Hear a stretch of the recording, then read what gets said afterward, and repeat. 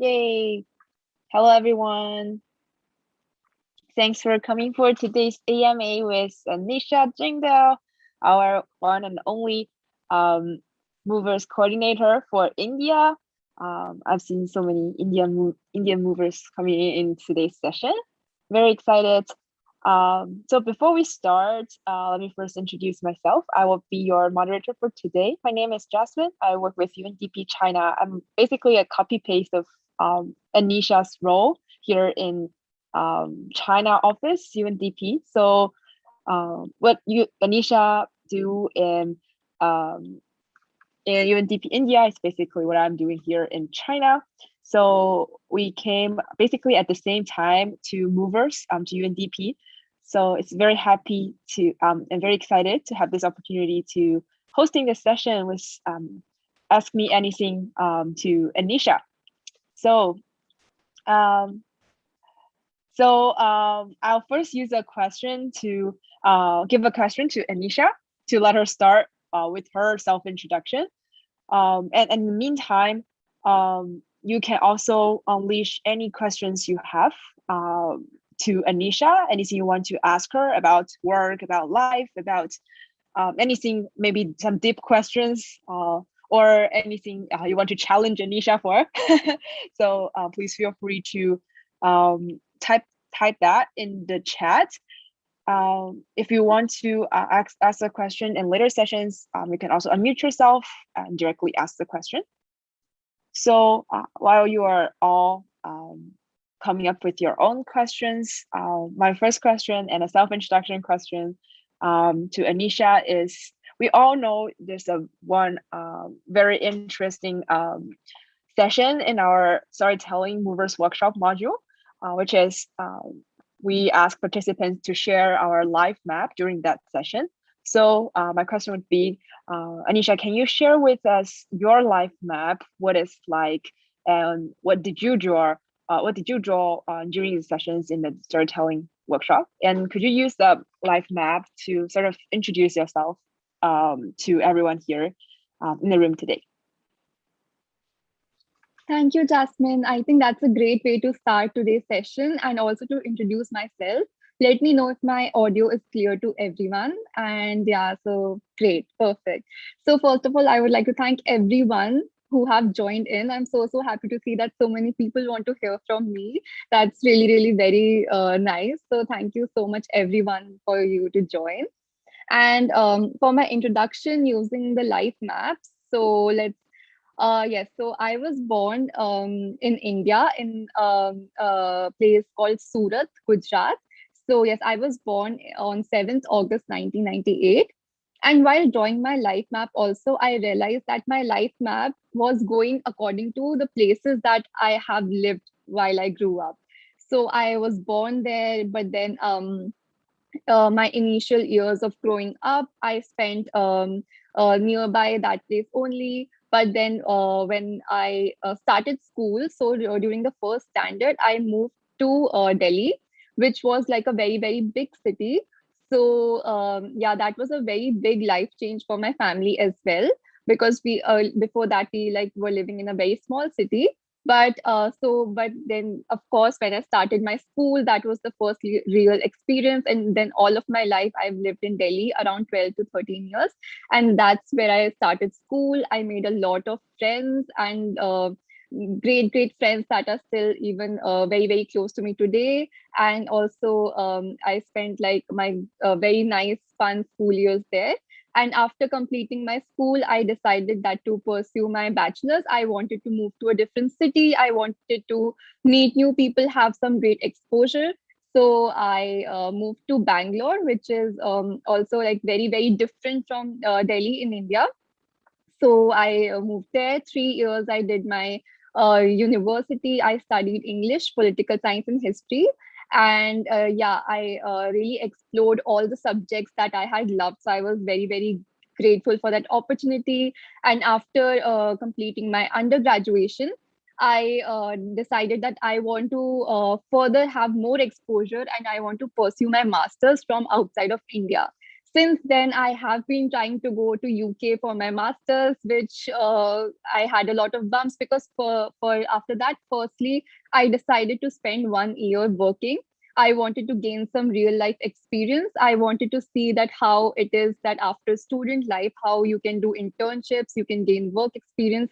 So that I did, and I was very fortunate to have like this internship opportunity with UNDP in India, where I started interning with the Youth Collab project, which I'm sure we'll talk about more in this AMA session, and I'll tell you more. But that was a very life changing opportunity.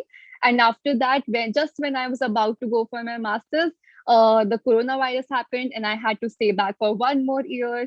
So yes, but that was also some other opportunity that actually did a lot of benefit for me. So after that, now finally, I will be moving to London this September, which is like very exciting for me, and I'm looking forward to it a lot. And yeah, with regards to my future and how my life map will pan out there, I'm still looking at a lot of unanswered questions, but I'm also very excited to just start from a blank canvas and just move and make my way there. So yes, I don't want to keep a lot of plans, because earlier, like with the COVID pandemic, I've realized that like pre-planned things don't work out the way that you actually want them to. So yes, I'm excited to start from a blank canvas and see how my life map pans out to be. So I hope, like, yeah, that gave you a little bit introduction. And also, wow, I see that Anahita also might come. I'm so excited to catch up on that as well. And yeah, that's just a little bit introduction from me. Thanks so much, Anisha, for the very interesting life map you share with us. It's actually literally a map with different places around India and around the world. So, and also really like your life attitude, embrace the possibilities of your life, no matter something unplanned is happening around you, like the COVID, right? Yeah. Also, yes, and Hila is also going to London, so that's really nice. So you mentioned some places in India during your life map, and there's one question from Ding Long, kind of related to this point. He wants to ask if there are there 2 or 3 things you want to share with everybody to if someone wants to know about India. What would you say? What would your 2 or 3 things about India? Okay, any general thing?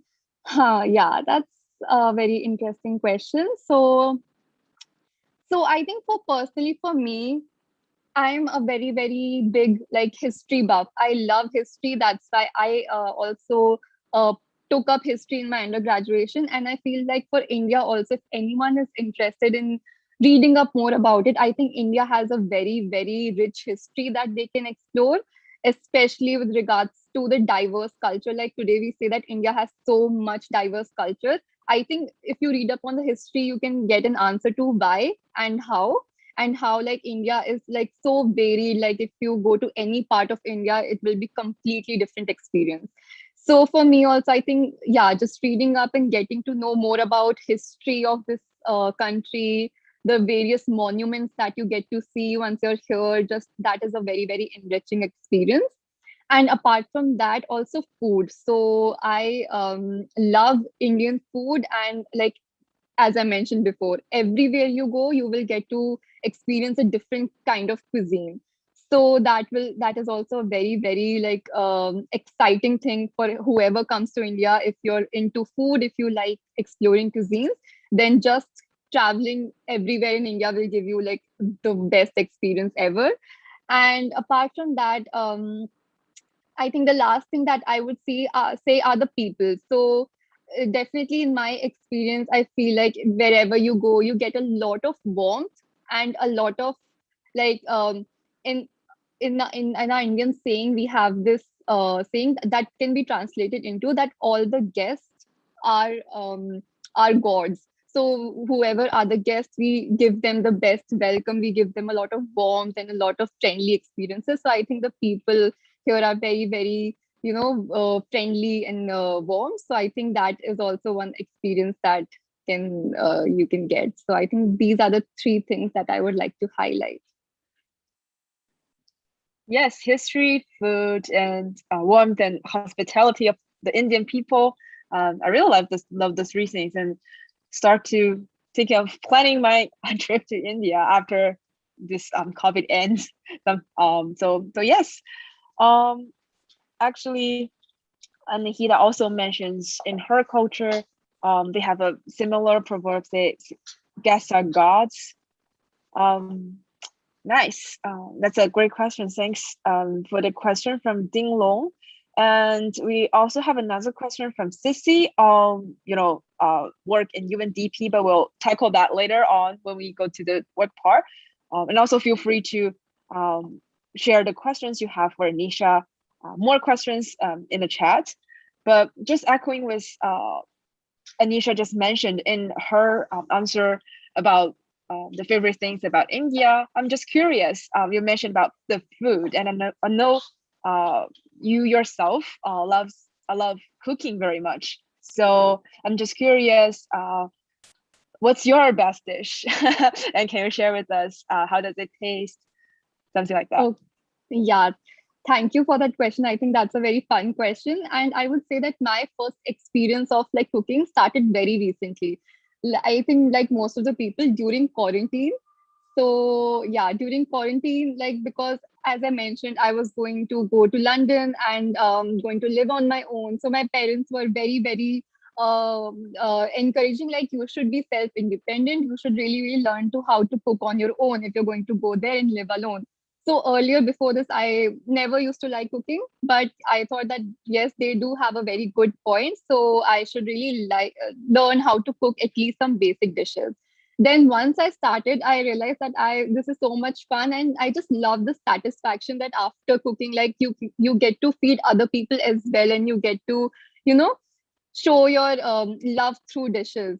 So after that, I really got into it. And one of my most favorite dishes, actually, it's not an Indian dish. I uh, recently came across this. So it's actually a Parsi dish, and Parsi is like mix of Indian and Iranian, Persian. So I think Anahita, if you would be aware of this dish, it's called sali chicken. So it's like a chicken curry which is sweet as well and spicy as well. So I recently, oh, she has no idea, but yeah, if you can just Google Parsi dishes. So it's a blend of Indian and Persian, and it's a really nice chicken curry. So yeah, I recently made that, and everyone at my home they completely loved it, and it was a very different dish from what we usually have. So yeah, that was one of my like most favorite dishes as of now. Apart from that, I also make very good pancakes. So yeah, I think that's really easy, and that's my favorite breakfast dish. Nice. You guys should meet in London, and Anisha, you should make a dish for Anisha to try out. That's so nice, and I really like the quote from you. Cooking means show your love to others, and I think that's a great way to understanding cooking and its way of spreading love. That's really nice. And I also want to live with you for the pancakes, not for you. Okay. Thanks for your answer. And we have many questions coming in here in the chat. Um, Maybe we can start with a very interesting question from Michael. He asks, how do you manage all your duties, or how do you balance work and personal lives? I know you have so many things on your place, be it at work, or you have so many hobbies, right? So how do you balance all these? Yeah, thanks for that question, Michael. And for this, I would like to reply by saying that I'm still learning. I have not mastered, having work-life balance as of yet, because this is also like the first time I'm also going into professional work. So I must say it has been quite challenging. And especially like when I have started working during the coronavirus pandemic, I think that really made a very big impact, because we were all locked inside of our houses, and I was also living with my family. So to be very, very honest, like I did not have that kind of personal life that I had. So like all of my energy mostly went into my work life because we were, as I mentioned, in our houses. We were not traveling, not going anywhere, not meeting new people. So it really gave a very, very like new normal that everyone says. But after a lot of months, I also realized that we do need this space to be our own selves, right? We need to explore our own selves. I think that is one thing that really made me explore all of my hobbies, because like outside of work, how can you develop your hobbies, your personality, your personal development, all of these things, as we also mention it in lifelong learning, right? So we need to also constantly look at our other skills. So that was the time I really, as I mentioned, explored how I can learn cooking or music, or whether it be reading, anything else that really was outside of work. So I'm still managing a lot of it about how I like outside of work, how can I manage work life balance. But I think that really, you kind of get to learn it on your own experience. Everyone has their own space. For me, I think my own space, what I love is being alone and just being on my own. I think that's how I recharge and how I also have my own time. So I think everyone has else has their own things, but yeah, I'm also still learning and exploring how I can do that. Thanks for answering. I think I can really relate to that. It's a also a journey that everyone is about thinking about during their whole life. So hope I answer your question, Michael. If you have like more questions, you can also continue to type in the chat or unmute yourself to ask directly. That will be fun. Um, Okay, so let's look back at the chat. We have very diverse questions coming in. So just related to some work issue, because we are starting to talk about the work stuff, right? So one thing from Ding Long, we all know, Anisha, you developed the module for SDG4, and a very important part is about the lifelong learning you just mentioned, about the skills development for young people. So Ding Long wants to ask, what are the skills that you are using in your work, and where did you learn them? Also, where did you realize, what did you learn while developing the whole brand new curriculum, SDG4? Okay, yeah. So first I'll answer the first question. So which is also one of the breakout room questions in the SDG4 module. So yeah, very, very excited to answer that. And I would say that I did not learn any of the skills that I'm using today in the formal education. So I think that was really what also encouraged me to put this question into the SDG4 modules, so as to see like are other people also facing the same kind of issues that I faced while transitioning from a student to a working professional. And yeah, so the skills that I'm using most in my work today would be, firstly, like just using MS Excel, Excel sheets, and Google, how to collaborate and work together on Google spreadsheets. All of these like tech savvy things were not taught to us during our school or even our university. So that really, really is something that I personally learned through experience. And while also transitioning to work life, I also had this issue, like I could not ask very easily to other people for help. If this was the first time I'm using Excel, I was too ashamed to ask anyone else that please help me out because I'm using this for the first time, because I thought that everyone else might already be knowing these things. So I learned all of these things myself, and just simple like how to like googling how to use these things. So these are some of the skills. And also like communication, formal communication, writing emails, and talking to partners, approaching partners, all of these things. So these are the skills that I learned purely through experience, not in the formal education sector, which is one of the things that also really I think most of the students are facing today, after also hearing about so many sharings during the SDG4 module, during the workshops that I have conducted and have listened to. Like I can see that so many different people also resonated with me on this. So this now I have realized is like problem that is the issue most of the people our age are facing right now, which hopefully can get better because now we have opportunities like movers program. And I think if I had this kind of an opportunity when I was in school or college, I think that really would have made such a big difference, such a big impact on my life as well. So yes, I think hopefully things are looking very, very positive now. But yeah, these are some of the skills that I use today, which and how I got to learn them.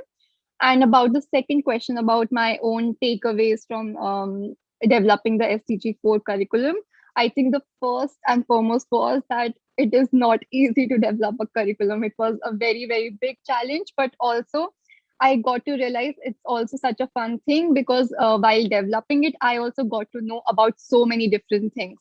And my favorite part from that module would be the diagram that we have in the SDG4 module about what really is the meaning of quality in quality education. I think that particular diagram was something that I also discovered while making this curriculum. And just while going through it, I just felt that this covers so many different things, which is very, very important, relevant while talking about SDG4. And it is such an easy, such a nice way to how to explain it to other people. So that was, I think, one of the most favorite part for me also in that module. And yeah, one of my biggest takeaways from that. Yes, just a footnote, everyone. The SDG4 curriculum is very, very fun, and we have a very innovative session and sort of a small game inside of it. So if you haven't participated in one workshop like that, with the theme of SDG4, which is developed by our Anisha here today in the session, you should definitely check that out. It's super fun and informative. And we won't be a spoiler to discuss more about what it's about, but yes, definitely you should check that out. And thanks so much for sharing your skills development and some of your learnings while developing the SDG4 curriculum. Also, we know apart from developing curriculum, you actually did a lot of stuff during your working experience at Movers program. So one question from Sissy is that what is your proudest achievement to date with your work at UNDP? Okay, so when I think about my one proud moment, I cannot think of anything in mind, but I would say that every time like I see an aspiring mover facilitating a workshop for the first time, I think after seeing that, I just feel really, really proud and really, really touched because I know their own personal journeys. I know how scared and how nervous they were before, doing their own workshop because I was also that person. I was in their same shoes. I was also going through the same things, and then I see them doing like so well. And even if they face any sort of problem in facilitating the workshop, they manage it so well. And yeah, just they do such an amazing job. So every time I see that, every time I see them end the workshop on a good note, and after that they also tell me like, wow, this was such a fun experience and I had so much fun, it was such a great learning experience. Every time that happens, I just feel very, very proud because yeah, I've been through that journey. I know it's so tough. I know it takes a lot of courage, but just to see them overcome it and be such amazing people, such amazing volunteers, it gives me a lot of joy. And yeah, thank you. Thank you so much, Molly. That's really, really sweet. I'm very, very lucky to have so many great volunteers. Oh, that's so inspiring. Yeah, you know the saying that I feel most empowered when I empower others. So I think that's really nice. You find your own empowerment from the people you mentored, and we have Molly agreeing on that, saying Anisha is such a great mentor. So congratulations for all the achievement during your work, Anisha. So yeah, mentioning about mentoring movers and helping other movers become movers. Michael is wondering how was your first movers workshop, Anisha? How did you start this journey yourself? Let's just Okay, reflect yeah. on that. Yeah, thanks for that question, Michael. So, my own personal journey of becoming a mover, right?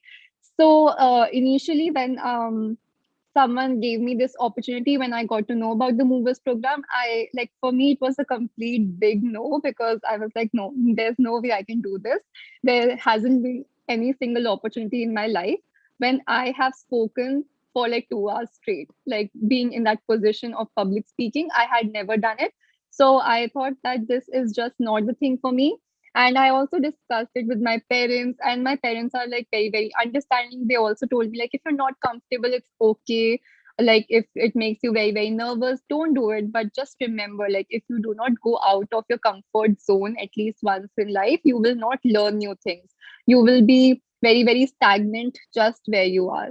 So I think, yeah, that made me think, like, yes, if something is making you so nervous and making you so scared, then you should at least try it. You should face it and just see, like, what is the worst thing that could happen. Like, maybe you will not be a very, very good facilitator, you will not be able to do a good job, but at least you will learn something out of it. So I decided that, okay, I think this is a big opportunity for me that can really help me. If it goes well, then I could really learn a lot out of it. So as nervous and as scared I was, I really took this opportunity. And just before my first workshop, so my mentors were Linka, and also another one of our mentors. So I think one of the most important things that Linka also mentioned just before the first night of my workshop was just embrace this feeling, because it's not going to come again. You know, you're never going to feel this rush before the first workshop happens. So I really, really thought that, yes, this is going to be my first workshop, and even if I'm scared, I should just embrace it. And after that, I think, yeah, my first workshop went really, really well. It was so empowering for me as well, because I could not believe that, okay, I did such a nice job and everything went so smoothly, and I had so much fun, because you're not alone, you're having so many conversations with different people, you're also learning so much from the participants. So I think after that, the feeling that of satisfaction and so empowered that, yes, I could do it, and I this is not impossible for me, it really made me feel like, yes, now I should really do more workshops, and with each and every workshop I will only improve. And there are some days when there are so many problems during the workshops, maybe things are not going according to what you planned, but responding to those challenges as well, it just makes you more confident. It gives you more empowering feeling that, yes, you're able to adapt, you're able to overcome these challenges. So I think that has really helped me a lot. And now, like, I can very, very happily say, like, even if earlier, if there was a workshop, like one day before, I used to feel that, feeling of nervousness. How should I prepare? How will this happen? But today, even if there's a workshop and I get to know it 15 minutes before, I can just, be that confident that, okay, I will manage it and it will happen like very nicely. So that kind of confidence is what, like, I have gained throughout, like, doing so many workshops, and which has really, really made me really confident and happy. So yeah, that's about my journey of being a mover. Thank you so much, Anisha, for this very, very inspiring sharing. Actually, I can definitely relate to that. And I remember last summer we sort of started our own first workshop together for Youth Force 2030 event. So so actually we are on the same boat at that time. And gradually we gained the confidence once we step up our comfort zone. And for those who haven't just started your workshop here, maybe you are just stopping by in today's session, I'm sure you can definitely gain some strength and power from the sharing from Anisha. And actually, everyone will feel nervous at the first time, but you will get better. Like mistakes help us grow, and you will be okay, and you'll be as good as Anisha right now if you just start out with your journey. Thanks so much for that. Um, and actually, since our work in UNDP is about youth engagement, about doing workshops and SDG advocacy. So I know, Anisha, you are also very passionate about gender equality. So actually, we have some questions around SDG 5, gender equality in the chat. So I actually have also talked on this issue with you personally. So I'm also very curious about these questions. So I'll quote from Dewey. How will you protect women and girls from social problems, from violence, or some abuse or rape, and awakening to more women's rights or policies? Also, um, how what else would you do to promote the right of women and girls and to protect gender equality? So I think it's so today we're not speaking of UNDP India, so maybe you can share some of your personal thoughts on this. Yeah, so that's a very, very relevant and very deep question. So yeah, I'll just start by saying that to protect women and girls from social problems, from violence, from abuse, rape, and all of these things, I would really, one thing that I believe is that, just not teaching girls how to protect yourself from these things, but also to teach young boys and men to not why is it important to not indulge in these things, like it's not like from growing up, from what my experience is, that in my country as well, so girls are taught from a very young age how you need to protect yourself, like don't go out at night if you want to be very, very safe and protected, don't do these things, don't do that, don't do this. So that kind of upbringing, I think, is something that I really see as being very problematic.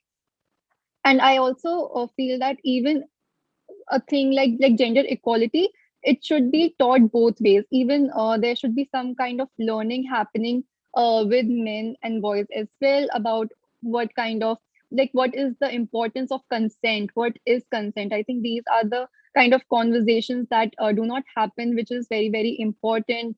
And speaking about things like how to respect girls, like what, how you can be very, very respectful towards women, these kind of things are also very, very important that needs to happen. And apart from that, also we really, really need a society where there are certain laws to protect women from these things, and to ensure that these laws are also properly implemented, and that is also very, very important. So all of these things go hand in hand, but I really, really do feel that the mindset needs to change, and there should be more of these conversations, and just avoiding these conversations, and because it is such a taboo, I think that really adds to the problem. So even in school, we do not usually have these kind of teachings that happen from teachers as well, which really, really should happen. And the more you converse about it, the more openly you discuss these things, I think that really changes the mindset of people right at the young age. And of course, young people are the future of tomorrow. They will shape the world, they will shape the society as we move further. So I think that is really somewhere that you can make a difference, that you can sort of solve issues. So I think that is really something that I would like to say. And what was the second question? I think I missed. Oh, um, it's basically the same. I think you've answered all questions, but do we Oh, would you okay, like to great. so do we maybe you can unmute yourself and maybe clarify more questions you want to ask for Anisha, if it's convenient for you. Are you there? Okay. No worries. Actually, doing that, you have solved all the questions. But yeah, if you have more questions coming up, still feel free to type it in the chat. So yes, I really agree with what Anisha you just mentioned about the mindset issue. Also, it's a like systemic problem that all stakeholders in a society needs to tackle, like education. Also, it's not about girls and women, it's about boys and men as well. So that's a long way to go, and really glad you today are bringing in this talk in your dialogue, in our conversation, also in our workshop, right? So hope things, finger crossed, things will getting better.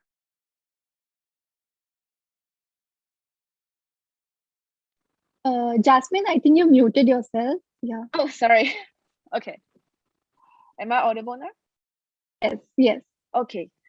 So yes, actually, we've gone through many deep talks about what UN is doing and what Movers program is doing. So let's just rewind a bit back to your experience before you entered UN. I'm just curious, what drives you to work in the field of youth empowerment, or in a broader sense? I know before UN, you worked in some NGOs, working on some human rights issue.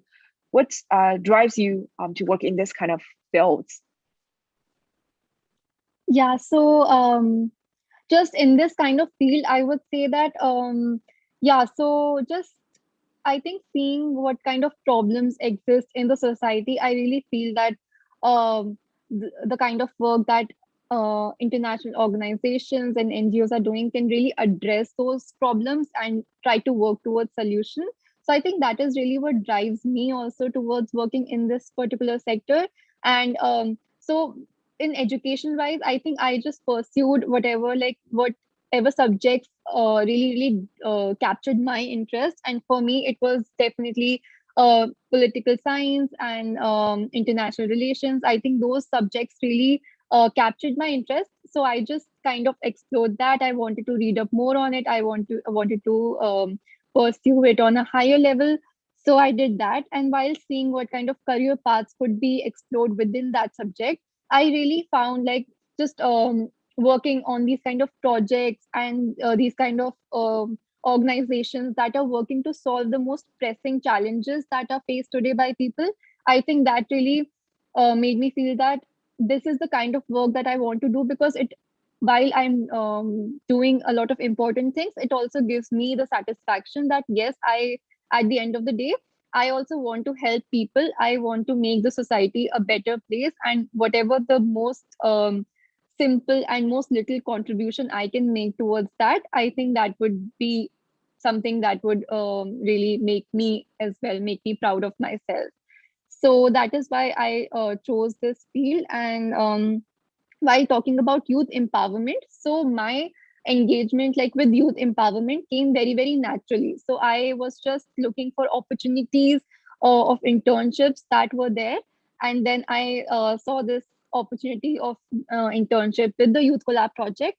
So this was very, very new to me. Before that, I had not decided that I wanted to work in the space of youth empowerment, but I applied for it. I got the opportunity, and when I started working on it, I realized that this is such a important and relevant thing that is the need of the hour today.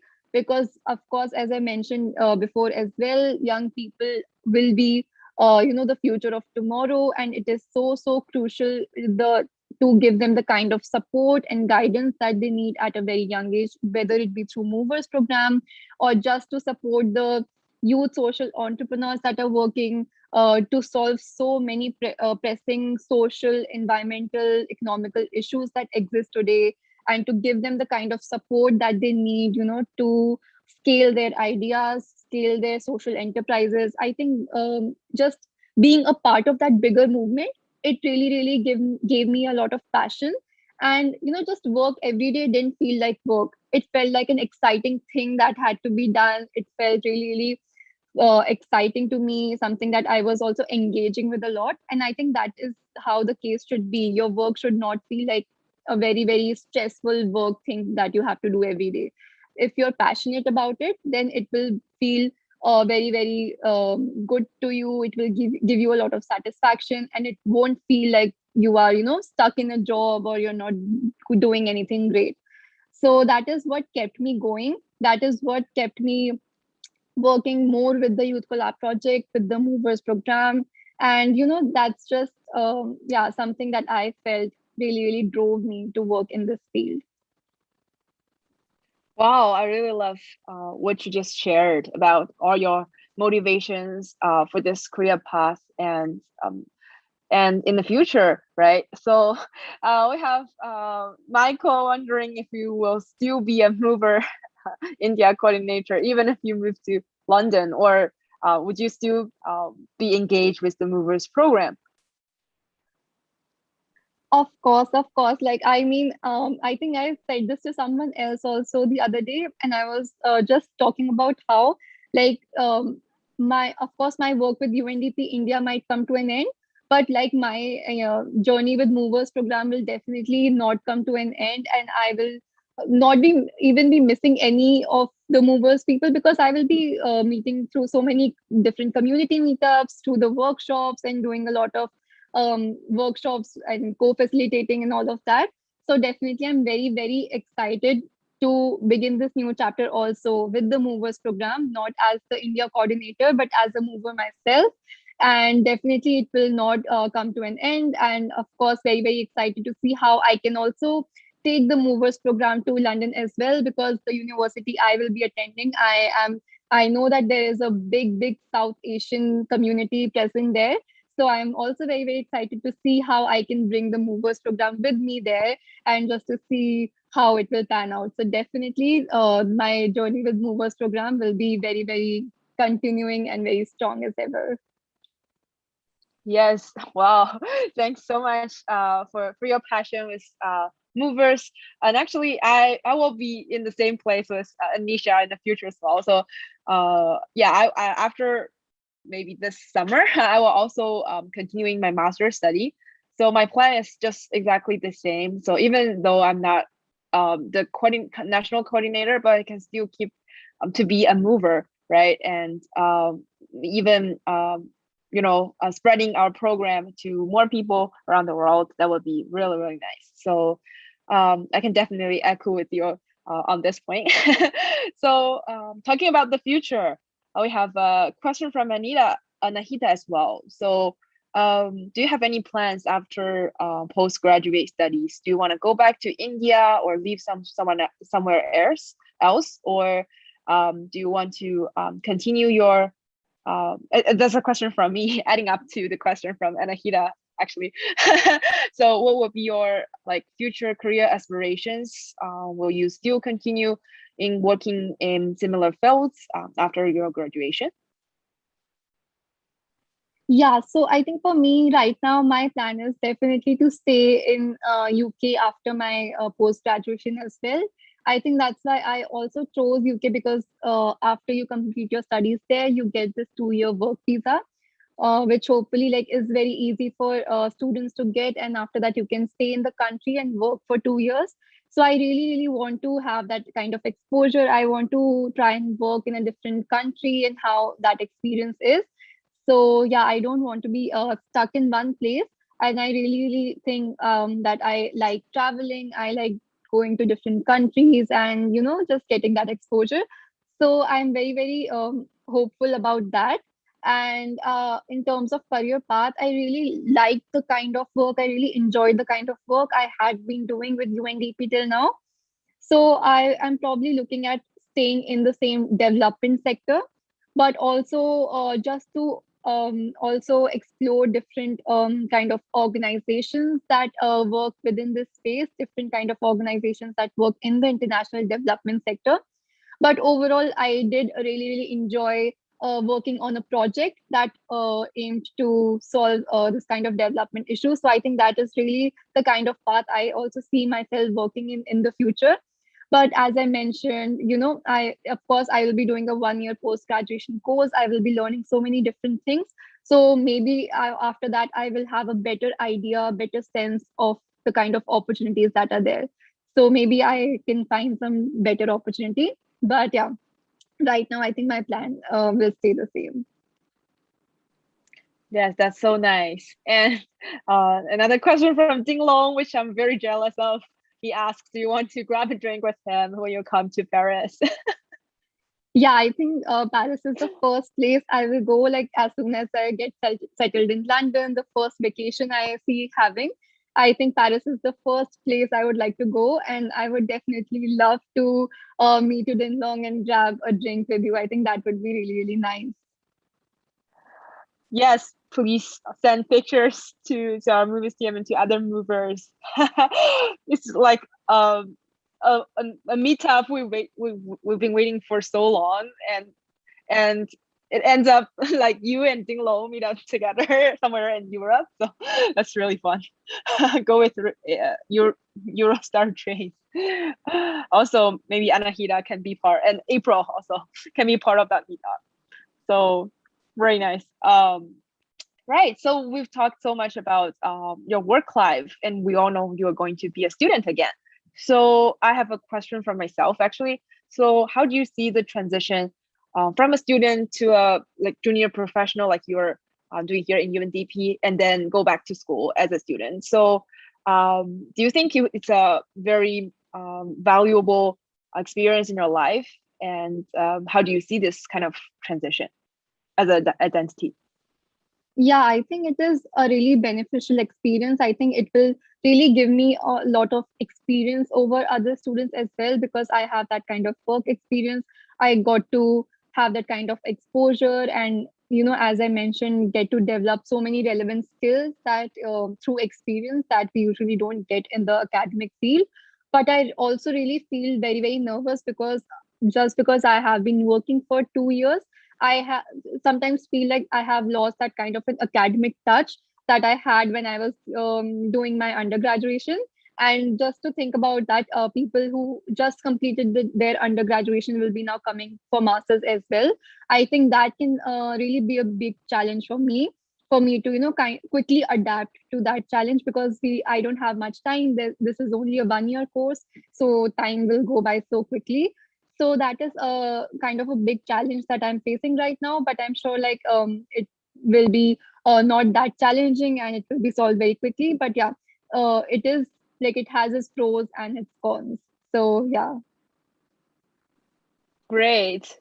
Yeah, you'll be fine. And it won't be a big challenge for you. Yes, that's really nice. So actually, let's just go back to a very interesting and light question from Vadna. She said she is a big fan of Indian series. So she wants you to recommend some Indian series with English subtitles. What would you choose? Oh wow, that's a very, very tough question, because I like, yeah, so I have a very, very westernized upbringing, which is like very, very sad. But I usually find myself watching a lot of, Western TV shows. I do not see that much of Indian TV shows. So I don't really know, but if like it is a properly like Western TV show, but it has a lot of Indian things as well. If you've seen Never Have I Ever, I think that's a really, really good Netflix TV show that season 2 has also just came up. So that definitely it is purely in English. So you won't face any issues, but that's also very, very good TV show about a family that is from India, but has shifted to US. So, the kind of cultural shock that they are facing, and that the main character, yeah, Devi, yeah, main character in that TV show is also fully westernized in her upbringing. So the kind of, challenges that you face in that sense as well. So that's also a great TV show. And oh yeah, Shati mentioned Sacred Games. Oh yes, I completely forgot about that. Thank you so much, Shati. That's also very, very good, a very thriller sort of a TV show. So if you're into that, a very, very suspenseful thriller TV show, I think Shati is answering this question much better than me. Yes, Delhi Crime. So Delhi Crime is very, very. For me, it was very disturbing, because it again tackles a lot of important issues like rape and violence towards like gender-based violence that girls face, especially in Delhi today. So that covered a very, very disturbing event that happened here recently. So that can be kind of like very, very, but very relevant as well. So if you are into that, then you can definitely see these shows on Netflix, and I'm sure all of them have like English subtitles, so that should be okay. Yes, I'm taking notes of everything, and I think Wana will spend the whole year watching all the series you've mentioned, by Anisha and by Shati as well. So thanks for answering that. And um, actually, I want to open the floor. If anyone want to ask by speaking, please unmute yourself and actually directly ask the question for Anisha. Anyone? No? Okay. No worries. Let me know by raising your hand. Okay, Dinglong opened this mic. The Oh, floor yes. is yours. No, yeah, no, just, I always ask the question, what would you tell your younger self? But maybe if we just, how to say, as the same question, but with a different time frame. But yeah, what would your 80-year-old Anisha tell today, Anisha? And there's so many angles you could answer this question, but yeah, I just dropped the question here. Yeah, I think the one simple advice that I think 80-year-old Anisha can give to her younger self would be to stop worrying about the future so much and also to enjoy the moment that you are present in. I think that is something we really forget, while growing up, we spend so much of our time just worrying about the future, about next year, what will happen 2 years down the line, what will happen in future, our career paths, all of those things that are so far away that we forget to be present in today, be present in the time that you are spending today. I think that is also really, really important. So, of course, all of our lives are so fast paced, everything is happening at such a great speed, but it is very, very important for all of it, to just stop for some time and for you to be present in the moment. I think that is something really I also kind of neglect, which I really should not. I really need to learn how to be more present in be present in the moment. So that is something that I would tell my younger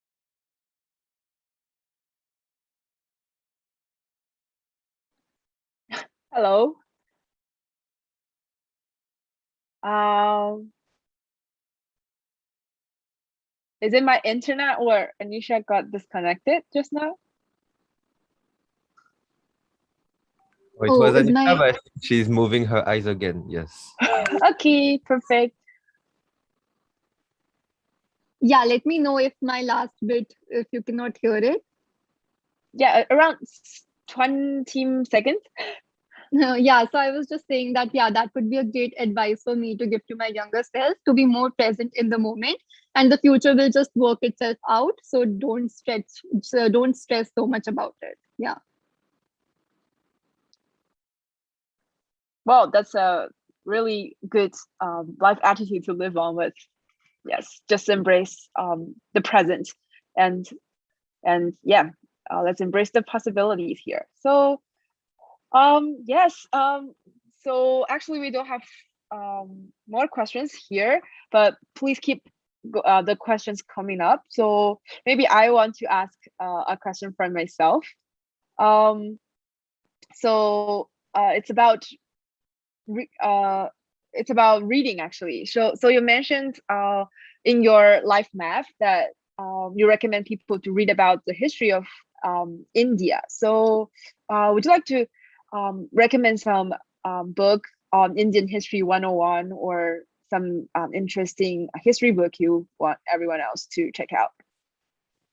Okay. I think, yeah, that's a great question. And I'm trying to, you know, think about the kind of books because, as I mentioned, I did history during my undergraduation. So all of the books that I studied are so academic focused and like very, very heavy. But yeah, I think just for a beginner's perspective, I think there's this book called India After Gandhi. I will also put this in the chat box. So I think that book was, I think I found it much more, easy to read and also to look at the rich historical thing about India, after independence, what were the foundations of India. So yes, I think, yeah, I've now let me just put it in the chat box. Yeah. So yeah, India After Gandhi. I think that is a really, really good book if you want to just get started about reading about history. Then there are a lot of different books about the Mauryan Empire that was there. It was one of the empires that existed here before the British came. So I think there's a book by Romila Thapar. So I know, like, yeah, let me again put it in the chat box. So these are some of the books that maybe you can read up more about if you want to know more about India. But if not, I think documentaries are a really, really good way as well. So probably you can see some documentaries and all of that. Thanks so much, Anisha. Yes, I already copied that. Okay, and yes, I was about to ask this question as well. So Shati asks, what's your favorite place in India? You've mentioned so many places and you move around in India. Which place is your favorite?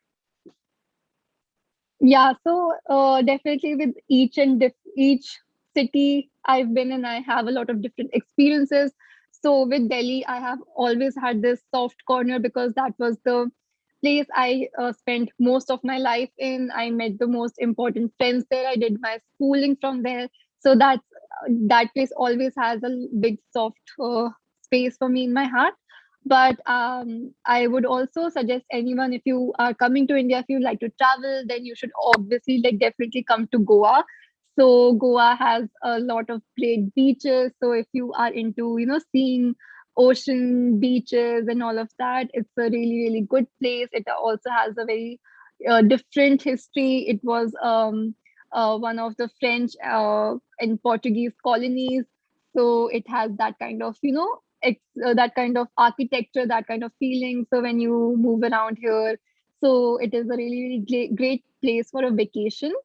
And if you want to explore more of the history, the monuments, the authentic, Indian cuisine and all of that, then areas around Jaipur this is also a city in India. I would put it in the chat box.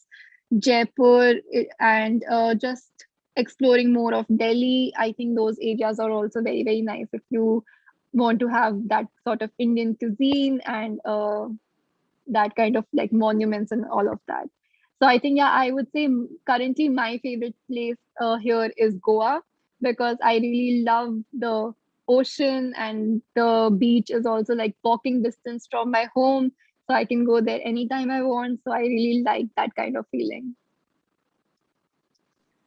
Yes, that's so nice. Actually, I my image for Goa is actually the bird sound from Anisha's Zoom background when we in a movers catch up meeting. So yes, I believe that Goa is definitely a very, very beautiful and nice city to visit. Yes, thanks for sharing everything about India. That's really, really nice. So Shati also asked about your favorite Indian food. So just pick another one, except for the chicken curry one you just mentioned. Yeah, I think for me personally, my favorite Indian food would be my mother's, like whatever my mother cooks for me. I think I really always enjoy whatever she's making. And for I think Linka is not here on the call today, but also to mention, she makes amazing aloo gobi. I know Linka's favorite dish ever is aloo gobi.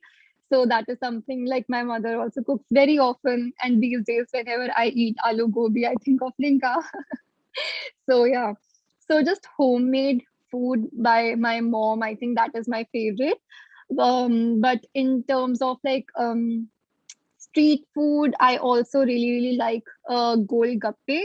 So that's also one of the most famous, Indian street food dishes. Like if you ever come here, it's a very, like, I don't know how to even explain this. It's a very spicy and very like sweet and sour thing that is there. So yeah, Shati knows what golgappes are, and she also mentions it is her favorite. So that is one of the street food I really, really enjoy. But apart from that, yeah, just homemade food by my mom, I think that's my favorite. Yes, mom's dish is probably the best. And Talu Gobi, yeah, hopefully is here. And we have this a promise to have a Gobi together with the movers team someday in the future as well. So yeah, very interesting. So yes, also we have another question from Dinglo. How can people support Anisha and Nisha's goals in life? Wow, I like this question. Over to you, Anisha. Okay, I think wow, that's a very, very interesting question. I have never thought about this before as well because, yeah, I always see like how I can do better, but not about how other people can support me in doing better. But I think, what we always also talk about in Movers program also just to create a safe space, for you to freely express about your feelings, opinions, and also about your needs. I think with other people as well, if you have that sort of a relationship where other people are just creating that safe space for you, like whenever, like if you need something, you can like approach them. In case you just need to talk to someone, if you need a friend, you can rely on them. So having those kind of support system in life, I think that is also very, very important. So yeah, just to have that support system, which you can always fall back into, like if anything goes wrong, and you can rely on them. That kind of support system is something about through which I think people can really, really support other people in case they want to um, do their something in life, want have some ambition like they want to fulfill. Then I think support system is really what makes the difference. Yeah. Yes, that's really great. So, okay, we have a hands up from Michael. Hi. Hi, Hello. Jasmine. Hi, Anisha. Hello, So Michael. my question to Anisha is, except for studying, so what are the things that you look forward to when you're in London? Forget about studies. What are the other things?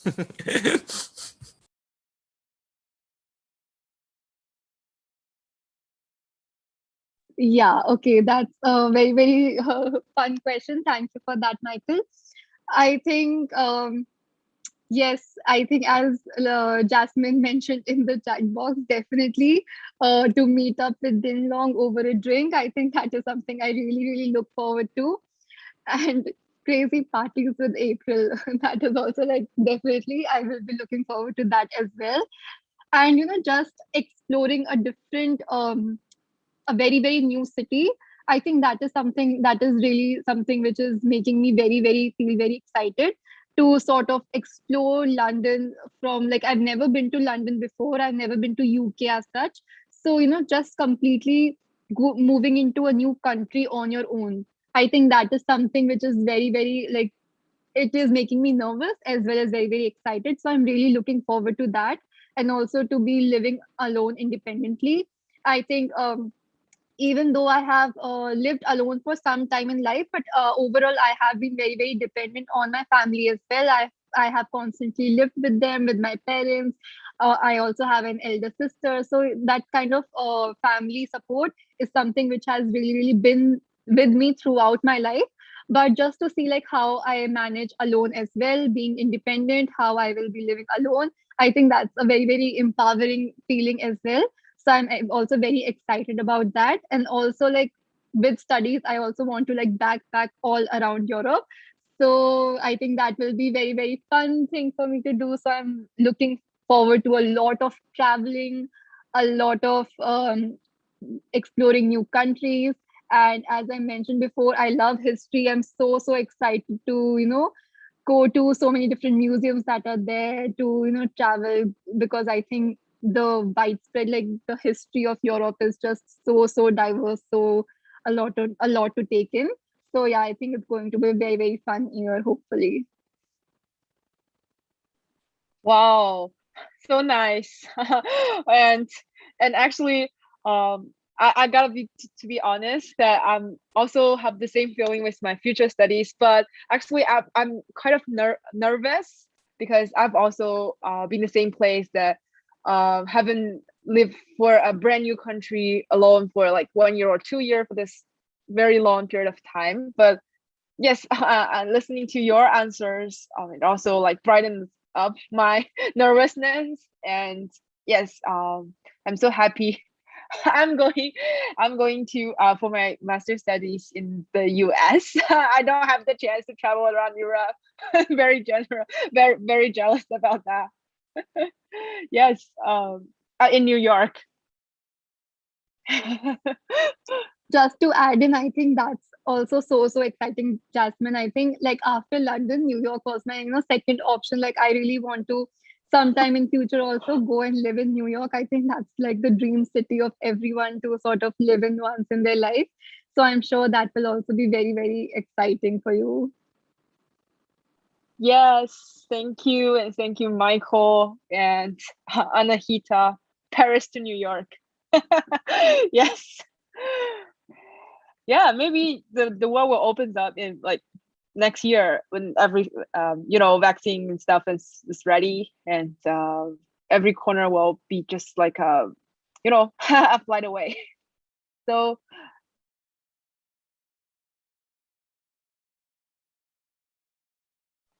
happy for you and happy for myself for our next journey. And also, Michael said, all the best luck for your future endeavors. I would like to say that to you as well.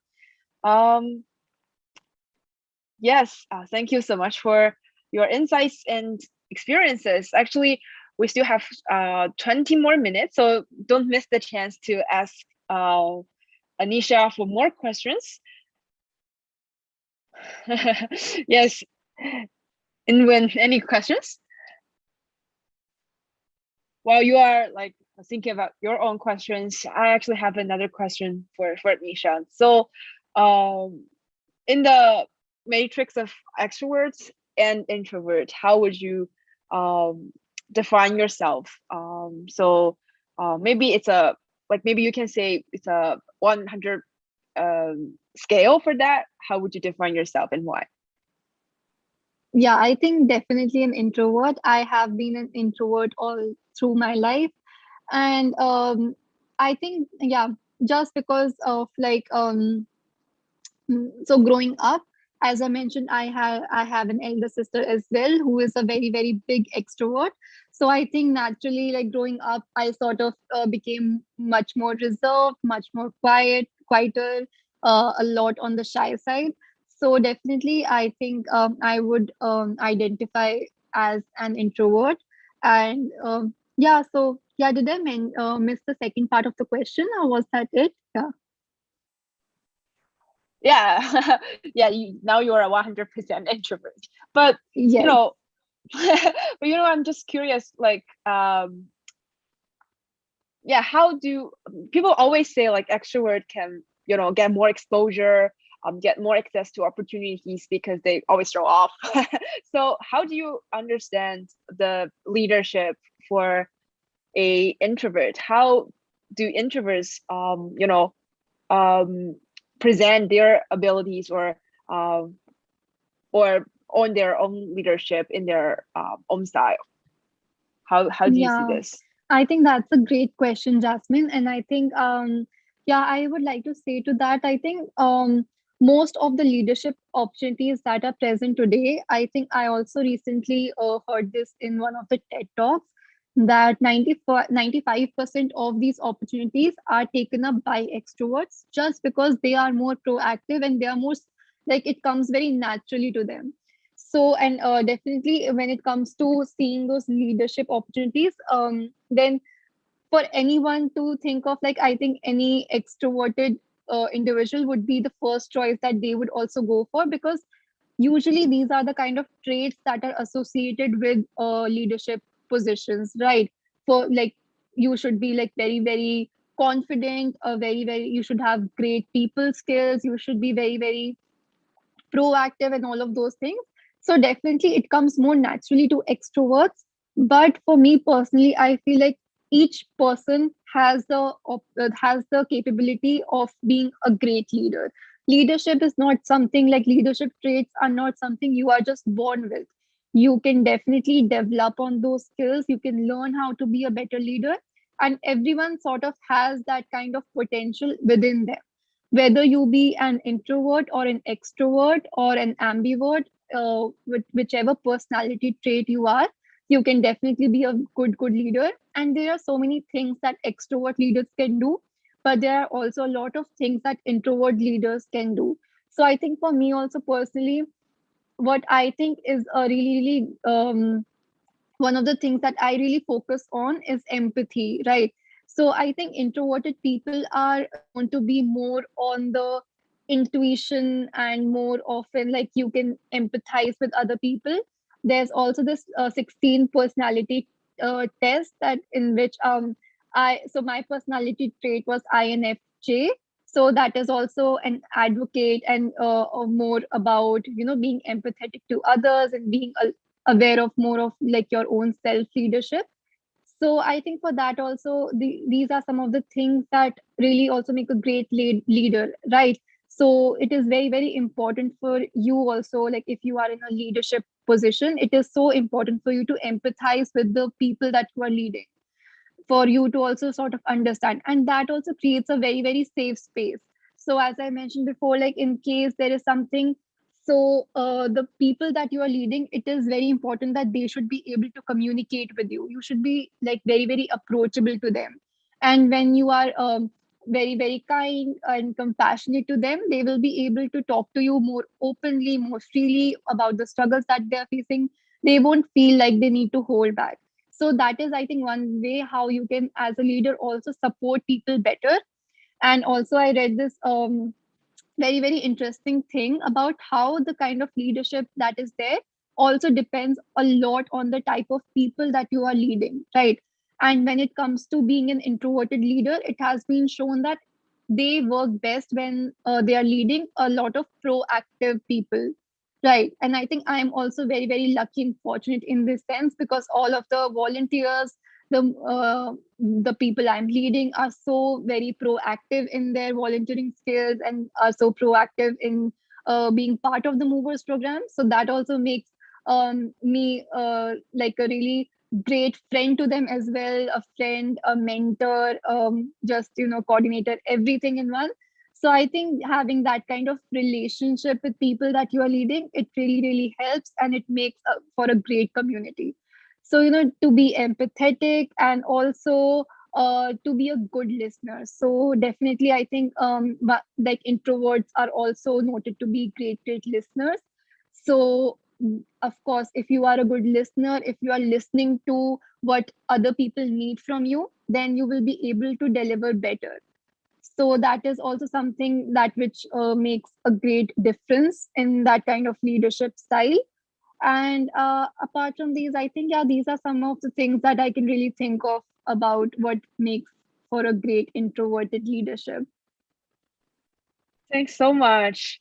I think the empathy is the key, and I really agree with that. And I really, really enjoy working as your teammate. And I think Anisha, even though you're an introvert, you just be yourself and be a good listener, and it's really shows how introverts can have great leadership there. So, actually, Nino mentioned this question in the chat when I asked this question, and he has a follow-up question on this as well. So his question is, as a leader, how do you deal with difficult moments when you think you are overpowered with some of your teammates?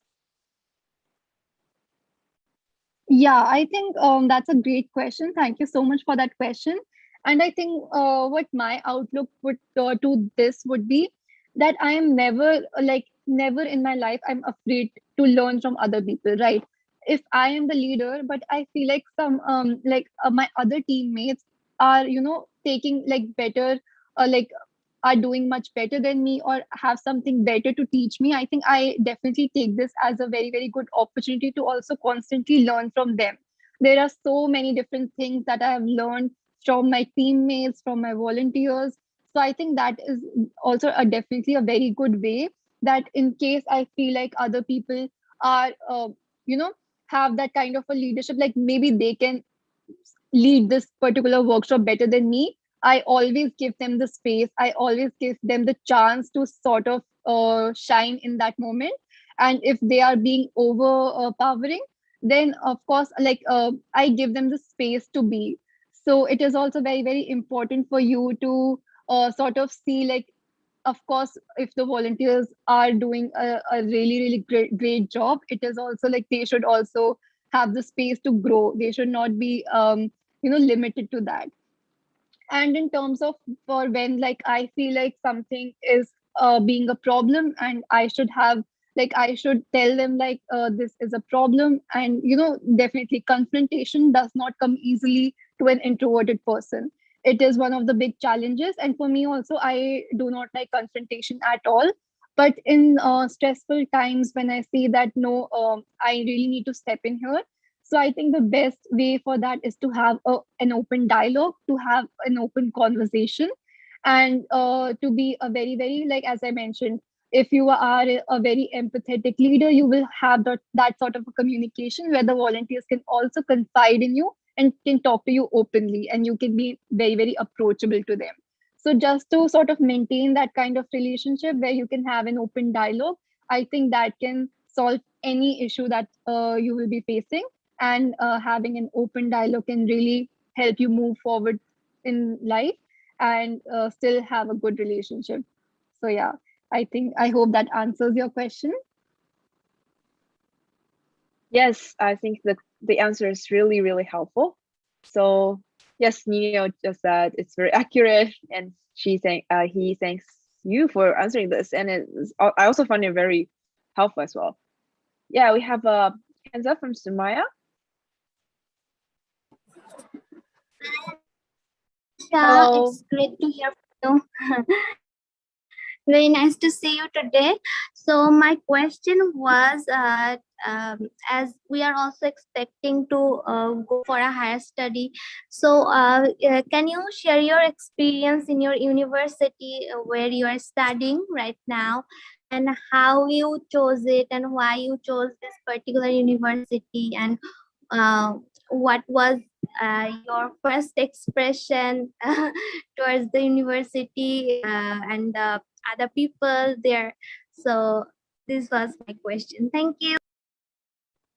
Okay, thank you so much, Samaya, for that question. I would love to answer it. So, as I mentioned before, so I will be going in September for my higher studies for my post graduation. And obviously, once I'm there, once I'm studying, also like anyone can really, I can help you to share about more of my experience of how has it been. But before that, about how I chose this particular university, this particular course, and about how I apply to university. Sure, I can share some of my experience there.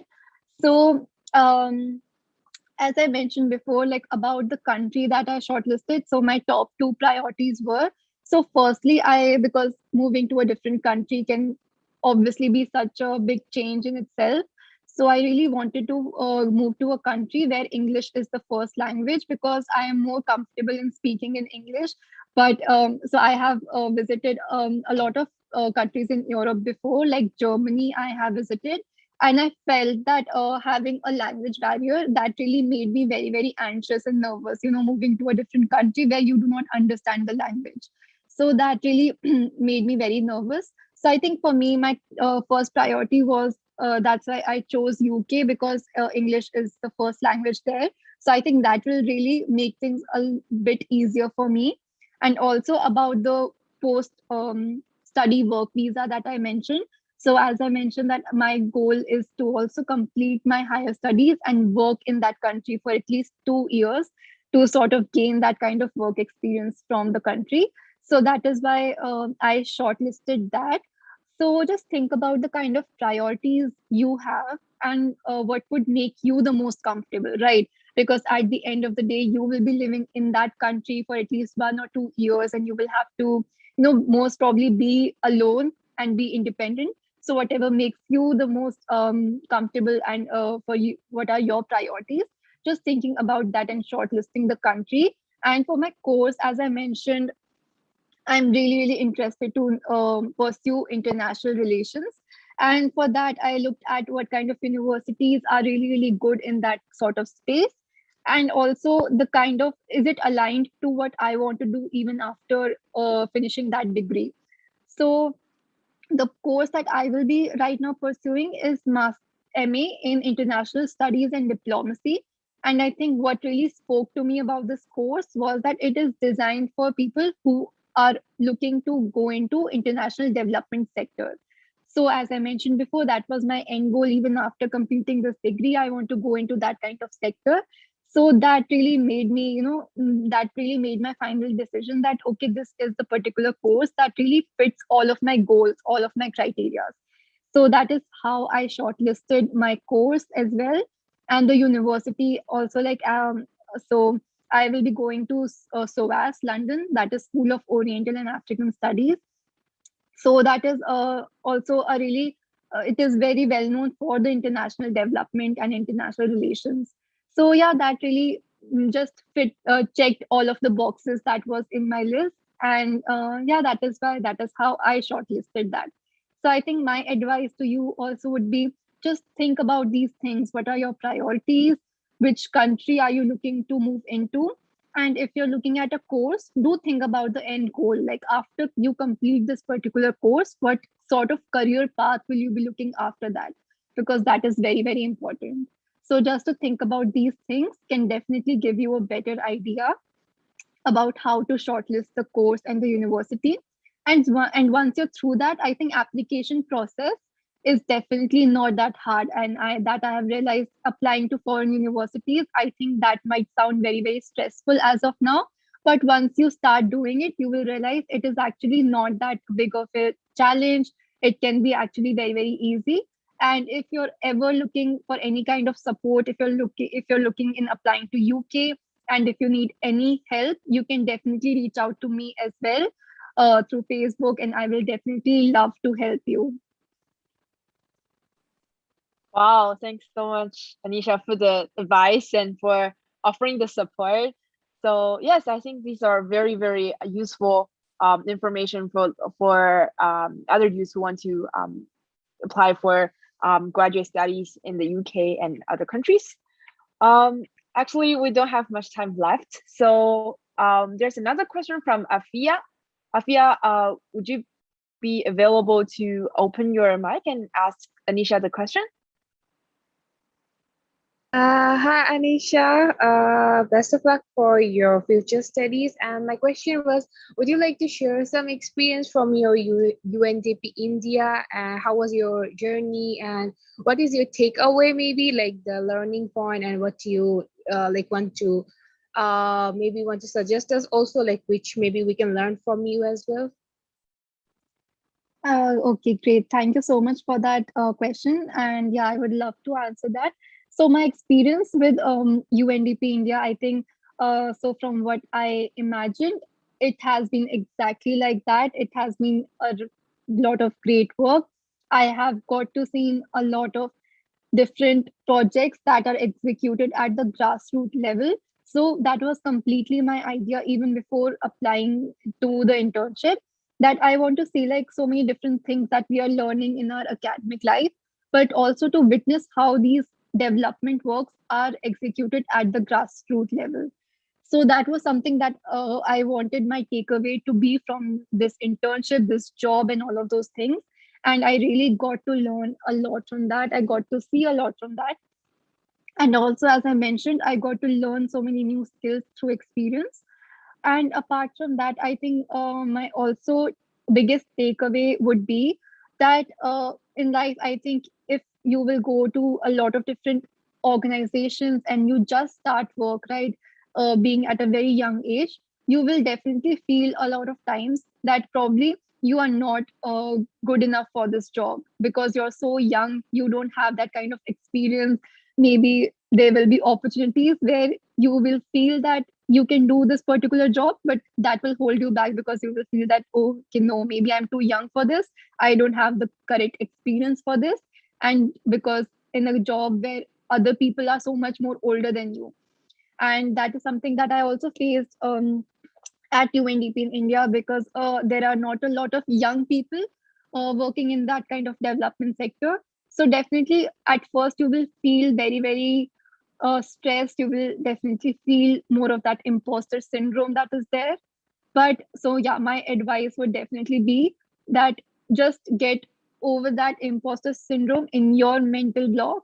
And once you start putting yourself out there, you will realize that like ageism does not exist. Of course, young people can also, you know, offer so much more. They can also, like, it is just your personal thing holding you back. once you move past that, you will realize that you can learn so much from it if you just put yourself out there. So that has been one of my most important takeaways, that age does not matter, even if you're very, very young and you're just moving into the space. Still, you can do so much, you can learn so much, you can contribute so much. So don't ever underestimate yourself. And just these kind of things can help you learn so much. So make the best out of it, learn as much as possible. And yeah, it really is a very, very good life changing experience. And I also see a question by Michael about how you can apply for jobs under UNDP. I think what Anayata mentions is the best answer. So just follow the LinkedIn pages, the Instagram pages very, very religiously in case there is any opening that is there. The first uh, thing that they post is on LinkedIn, on Instagram, on anywhere. So it's very, very easy for you to find that out and apply. And of course, if you're also looking for volunteering opportunities, then the United Nations volunteer platform is also a very, very good way about how you can sort of start volunteering with the organization before you get any internship or job opportunity. So yeah, the opportunities are just there. You just have to find them and follow them religiously, and you will be able to get those. Yeah. Yes, I really like what you shared, and that's actually my one of my biggest takeaway from my role as well. So yes, and I think the work Movers program is working on is actually putting more trust in young people themselves, and we as a young people, we should first break the mindset wall in our heads, and then step up to do more and believe in ourselves in the first place. So yes, very inspiring sharing and useful tips for getting a job in the UNDP. And actually, we are toward the end of today's AMA session. We had so many interesting and informative discussions with Anisha. And I also want to wish you the best luck for your future endeavor, future studies in the UK. And thanks so much, everyone, for your interesting questions and your active participation for today. So that will be all for today's session. Thank you so much. Yeah, thank you so much, Jasmine, for facilitating the session as well, for moderating it. It was a really, really good way to like have a conversation with you, and it didn't feel like very, very, stressful at all. So I think that was great. I think it was really very nicely moderated. And thank you so much, everyone, for joining in and for asking me all those questions. It was a lot of fun to just, catch up with everyone and to have these kind of conversations. I hope I was able to answer all of your questions very nicely. And thank you so much, Jasmine. I also wish you all the best. And I'm also very, very excited about the next AMA session as well.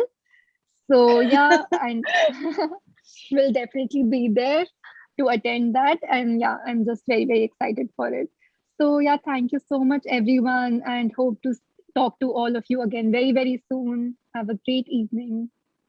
Yes, shall we take a picture together? Just to Yes. remember this. Yay. Please open your camera, everyone. Hello, Michael, Nino, Bergin. Wow. Yes, if you want to connect more with Anisha, you can reach out to her on Facebook or LinkedIn or anything. Me as well. If you want to have questions for me, and there will be an AMA session of me facilitated by Anisha. So still the Anishi group for our next session. So stay tuned with that. Okay, now we have okay, one page already for the picture. Great, that would be so nice. So you already know the gestures, right? The heart, middle, and big one. So I'll give everyone the cue. Okay. Ooh, oops. Okay. Okay, I'll give the cue. 3, 2, 1. 3, 2, 1. Okay.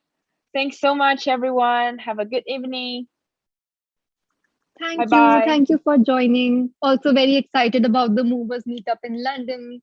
So see you. Anahita, Ding Long, everyone. Yeah, see you.